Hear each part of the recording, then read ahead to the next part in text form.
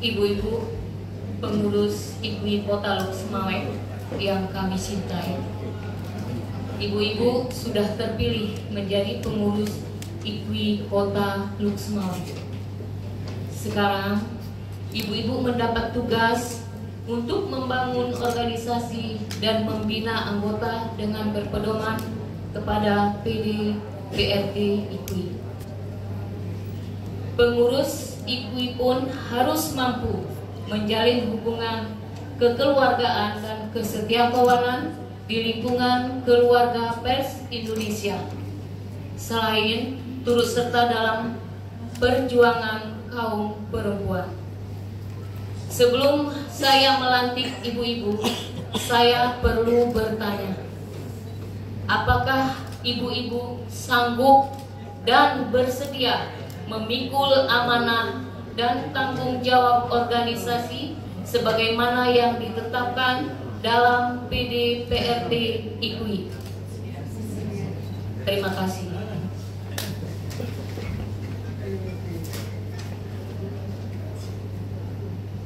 Bismillahirrahmanirrahim.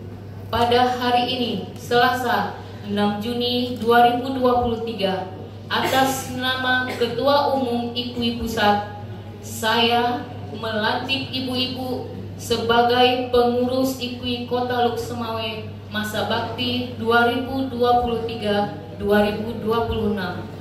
Selamat bekerja. Semoga Allah Subhanahu wa Ta'ala selalu melindungi dan meridhoinya. Amin. Dilanjutkan penyerahan bendera patakan IKWI kepada Ketua IKWI Luk Semawe untuk maju 2 langkah ke depan. Penyerahan patakan dari Ketua IKWI Aceh Nyonya Hanifah Nasiruddin kepada Ketua IKWI Kota Luk Semawe.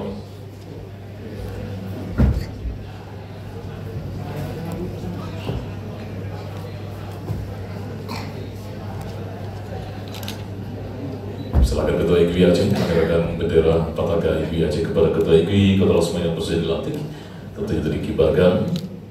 Saya serahkan patakan IKWI ini untuk dikibarkan di wilayah Kota Luk Semawe. Siap. Akan saya kibarkan patakan IKWI ini di wilayah Kota Luk Semawe. Keren.